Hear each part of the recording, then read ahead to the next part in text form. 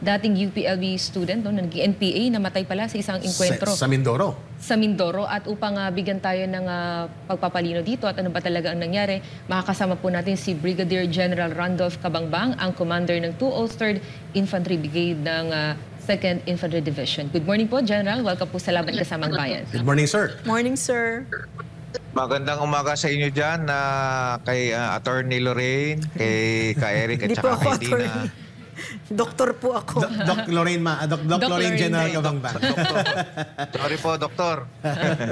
Kasi napakagaling niyo po magsalita. Akala ko po kayo. Parang abogado. Doktalera lang. General Cabangbang, sir. Thank you so much inyo. for having your time with us dito sa Laban Kasamang Bayan.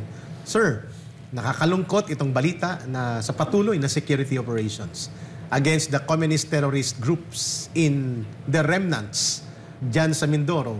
Isa na namang buhay ang nasayang na supposedly ito ay scholar ng bayan galing sa UP Los Baños. At mukhang ito ay kumilos na sa Palawan at na-deploy sa Mindoro at dito sa inabot ng malas niya.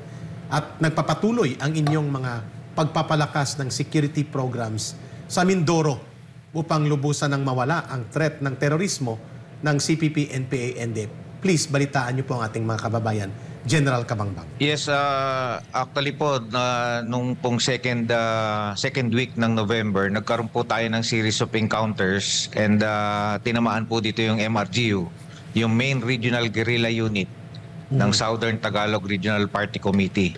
Sa kasalukuyan po, naandito po lahat ng New People's Army sa Southern Tagalog, dito po sa area po ng Mindoro.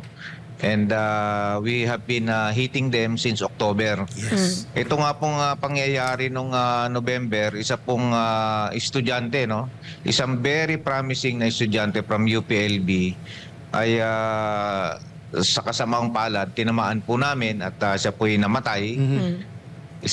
Ang pangalan po niya si Isaac Ferrer, alias Kabondo. Si Bundo Siya pala po ito. isang miyembro ng LGBT.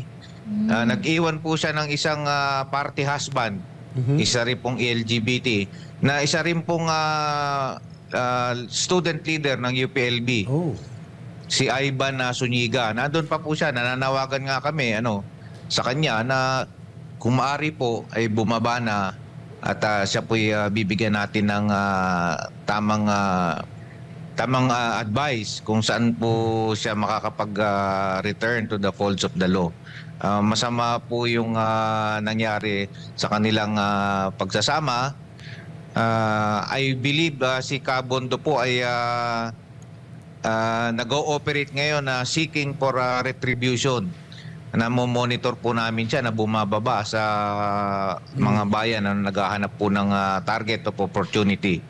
In fact, ang tinatarget nila ngayon, yung pong isang nag-surrender na kasama nilang kanyang asawa nung namatay, si Aisa. Isa po ring estudyante, isa po siyang senior high school student nung siya po'y na-recruit. I've been noticing na yung area po ng Mindoro ay sampahan ng mga nagtuturo of duty at ng mga gusto na mag full time. When I arrived, actually, ang isa po naming tinamaan ay isang miyembro ng isang estudyante ng PUP. Tama. Kung maaalala nyo, may nahuli kaming 3 MRGU. Yung isa po doon ay estudyante ng UP Diliman Fine Arts. Tama. Yung babae po ay senior high school student.